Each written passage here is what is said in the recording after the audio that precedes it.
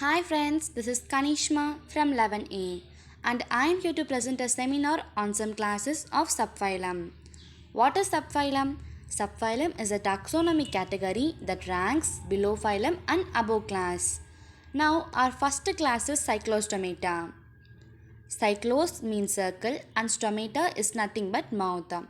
All members of Cyclostomata are primitive, poikilodermic, jawless aquatic vertebrates and are ectoparasites on some fishes. In Cyclostomata, the members are primitive.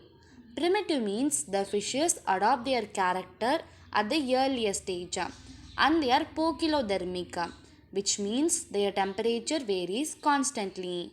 And in Cyclostomata, the aquatic vertebrates lack for jaw. That's why they are called jawless aquatic vertebrates and are ectoparasites on some fishes. Ectoparasites means they depend on other animals. Body is slender and eel-like bearing 6 to 15 pair of gill slits for respiration. In the class Cyclostomata, the body is slender, it means thin, and the fish is like in the shape of snake and it bears nearly 6 to 15 pair of gill slits. We already know that the fishes respirate by their gills and in this class those gill slits are used for respiration. Mouth is circular without jaws and suctorial. The mouth is circular in shape without jaws and these fishes are adapted with suckers or suctorial. Heart is two-chambered and circulation is of closed type. And there are no paired appendages.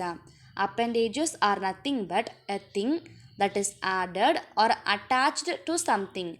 For example, in humans, the limbs, that is our legs, is attached to each other and in fishes the fins are present at both sides.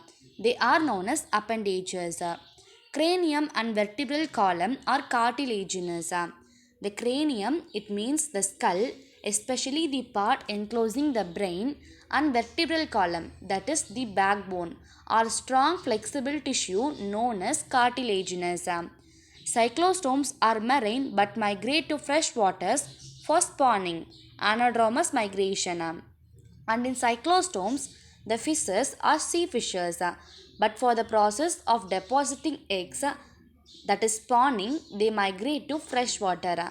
And this type of migration is known as anadromous migration. After spawning, within a few days, they die. And after the process of depositing, they die within a few days.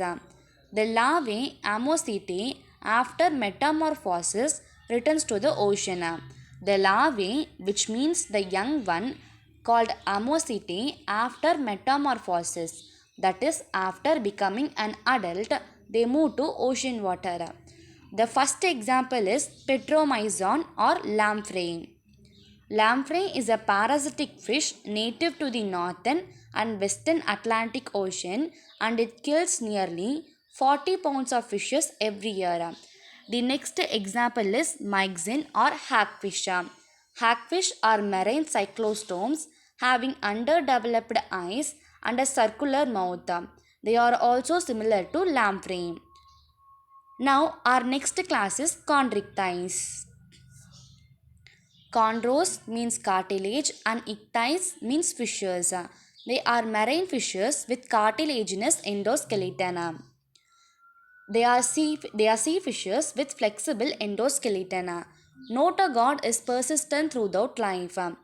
Notochord refers to one skeletal rod and this skeletal rod helps the body throughout life. Skin is tough covered by dermal placoid scales and the caudal fin is heterocercal, asymmetrically both externally and internally. The skin is covered by the skin of placoid scales. Placoid scales are tiny, tough scales that cover the skin of cartilaginous fish. Example, shark. And the caudal fin, that is the tail fin, is heterocercal, which means externally, internally they have unequal lobes. Mouth is located ventrally and teeth are modified placoid scales which are backwardly directed. The mouth is present in the anterior side and the teeth are covered with placoid scales, which means it is covered by tiny and hard surface of skin, and it is directed in backward position. Their jaws are very powerful and are predaceous animals. Chondrichthyes are predaceous animals because they hunt and kill other animals for food, and their jaws are so powerful. Example, crocodile, shark, etc. Respiration by lamelliform gills without operculum or gill cover. And this class animals respirate by lamelliform gills. Lamelliform gills are nothing but a thin and flat gills present on both sides of the body, and the respiration is done without operculum or gill cover. Excretory organs or mesonephric kidneys. The excretory organs of chondrichthyes are the mesonephric kidneys, which means the middle part of kidney. Two-chambered heart is present. Cartilaginous fishes are ureotelic and store urea in their blood to maintain osmotic concentration of body fluids. As said in earlier, the fishes which have flexible endoskeleton are cartilaginous fishes, and they are ureotelic. That is, the fishes expel nitrogenous waste, and to maintain minimum concentration of blood fluids, they store urea in blood. They are poikilodermic and viviparous. I have already said poikilodermic is nothing but these animals' temperature varies constantly, and viviparous. Viviparous means their reproduction is like mammals. Sexes are separate. In males, pelvic fins bear claspers to aid in internal fertilization. And the pelvic fins, that is the abdomen present in between the hip bones, bear claspers. Claspers are paired appendages and they help in internal fertilization in male.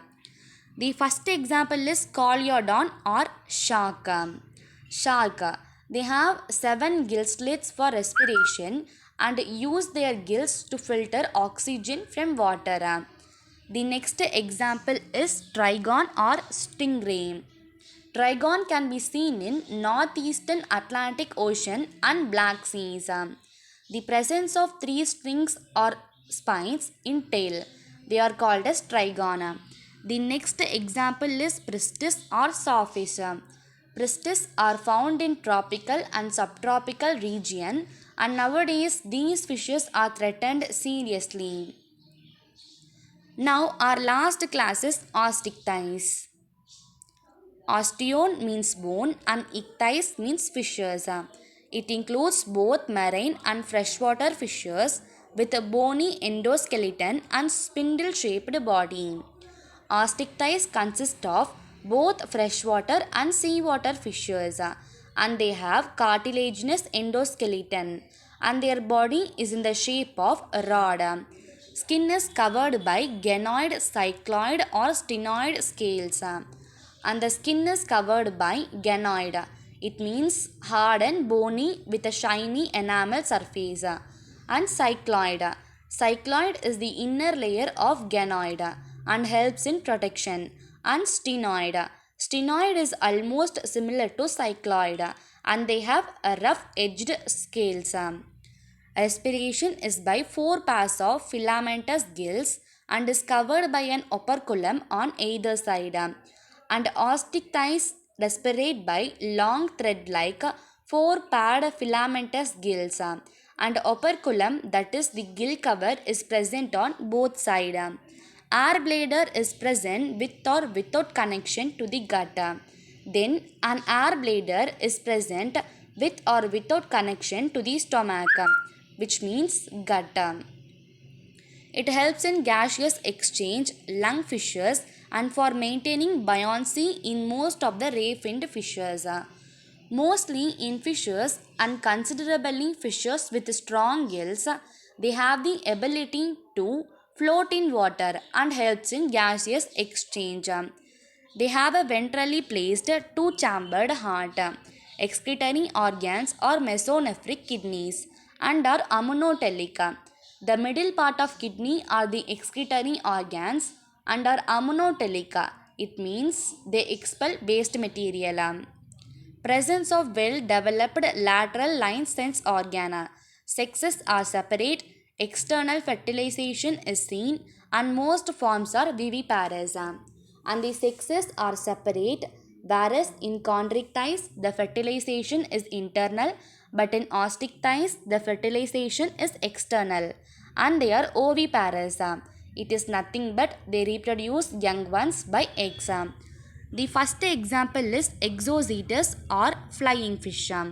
Exocetus are bony fishes and their body is covered with cycloid scales. The next example is Hippocampus or seahorse. Seahorse is a species of marine fishes and their locomotion is relatively slow. The next example is labio or rohu. Labio are found in rivers of South Asia and it is an Indian carp species. The next example is catla. Catla is a fish with a large and red head, and after rohu, catla is the second most important species. The next example is echines or suckerfish. Echines are fishes, they are also known as freshwater fish, and they are mostly found in Amazon basin. The last example is pterophyllum or angelfish. They are also known as sucker-mouth catfish, and their color is mainly brown. Thank you friends. I hope you understood my seminar. Thank you for this opportunity.